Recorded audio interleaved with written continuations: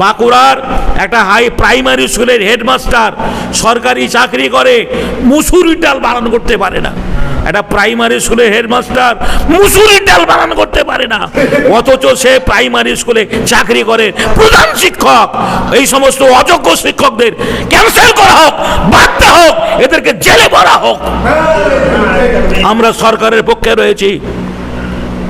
আর গো হত্যা বন্ধ হয়ে যাক, গরুটাকে জাতীয় পশু নির্বাচন করা হোক, জাতীয় পশু বলে চিহ্নিত করা হোক। মুসলমানরা গরু খাবে না, মুসলমানরা গরু খাবে না, পোলট্রির মাংস খাবে, খাসির মাংস খাবে, উট দুম্বা খাবে, ভেড়া ছাগল খাবে। বাংলার মুসলমান তথা ভারতবর্ষের মুসলমানদের বলবো, গরু খাওয়া বন্ধ করুন। যখন কোনো মুসলিম, কি বলছেন, দাড়িওয়ালা টুপিওয়ালা কোনো মুসলমান ডাক্তারের কাছে গেলেই ও ডাক্তার ও মুসলমান, মুসলমান দেখলেই আগে বলে তোমাকে গরুর মাংস বন্ধ করতে হবে। আরে ডাক্তারের পরামর্শটা শুনুন, গরুর মাংস খেলে আপনাকে, আমি মসজিদ ঘরে বলছি, আপনাকে ডাক্তারকে পয়সা দিতে হবে না।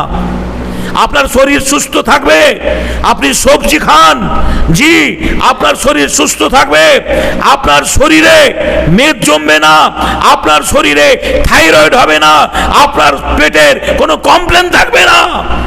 জি এই সরকার যদি গরুর মাংস টোটালি বন্ধ করে দেয়, তাহলে শুধু মুসলমানরা ভালো থাকবে না, সবাই ভালো থাকবে, সবাই ভালো থাকবো।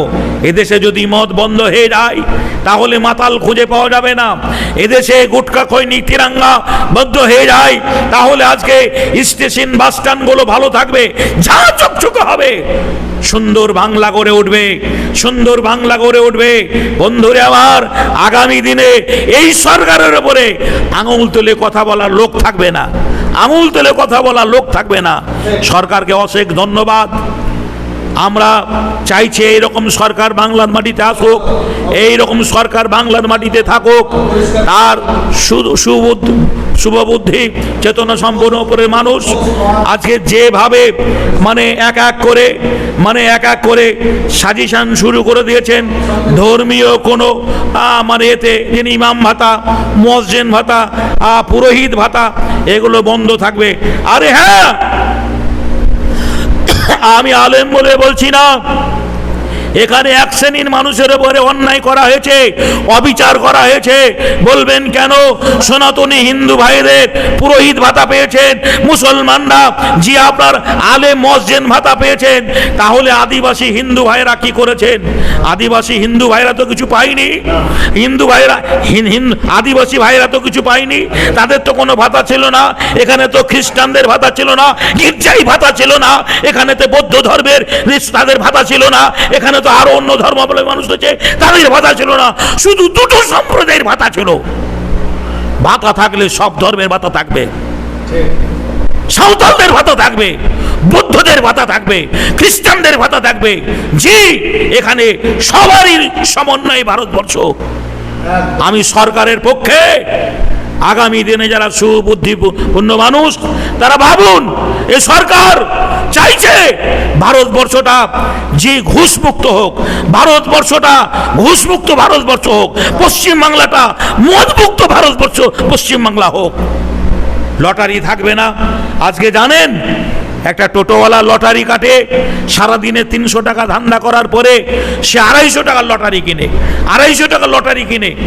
এই লটারি কিনতে কিনতে এমন একটা জায়গায় পৌঁছে গেছে, আমাদের চোখে রয়েছে, শেষ পর্যন্ত টোটোটাও বিক্রি হয়ে যায়। সংসার চালাতে দূরের কথা, এক শ্রেণীর মানুষ লটারির নামে লক্ষ লক্ষ নয় করোড় করোড় টাকা ইনকাম করে, আর সাধারণ কিছু ছেলে তারা জি ওই লটারির ফাঁদে পড়ে সংসার শেষ করে দিয়েছে, সংসার তছনছ হয়ে গেছে।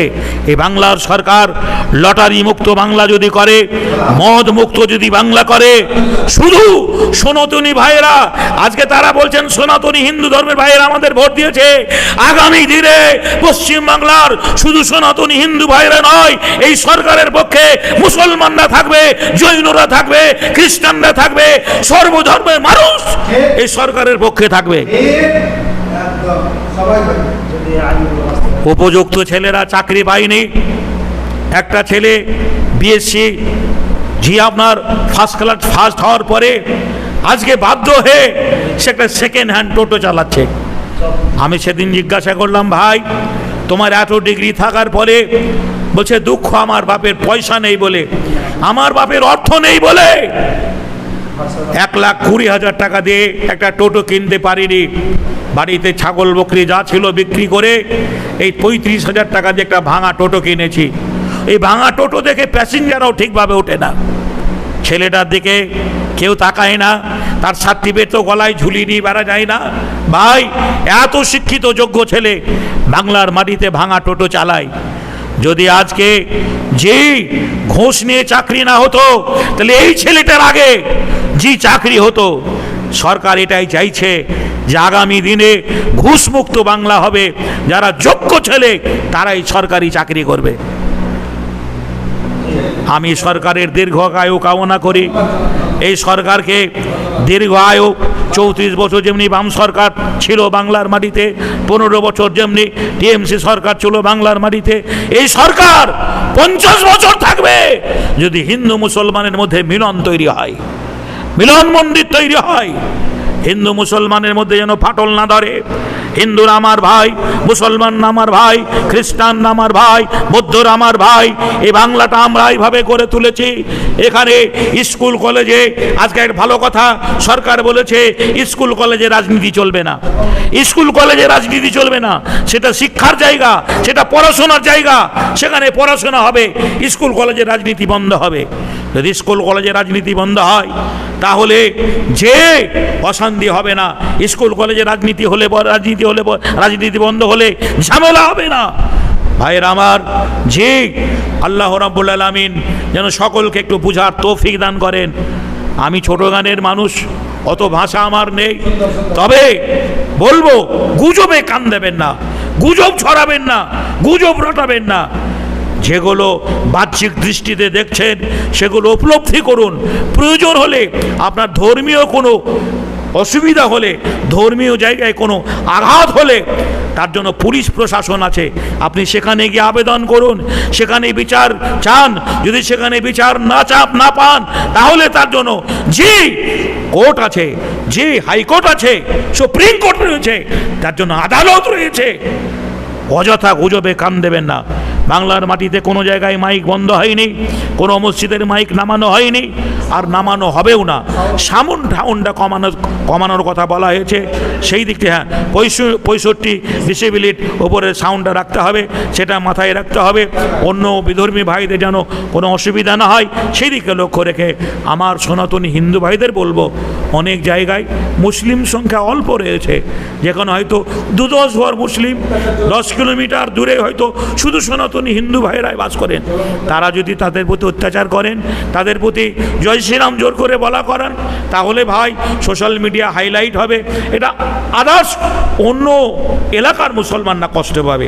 আমি যে গ্রামে বাস করি, এই গ্রামটা 15টা মসজিদ রয়েছে, 10,000-এর ঊর্ধ্বে মুসলমান এখানে বসবাস করে।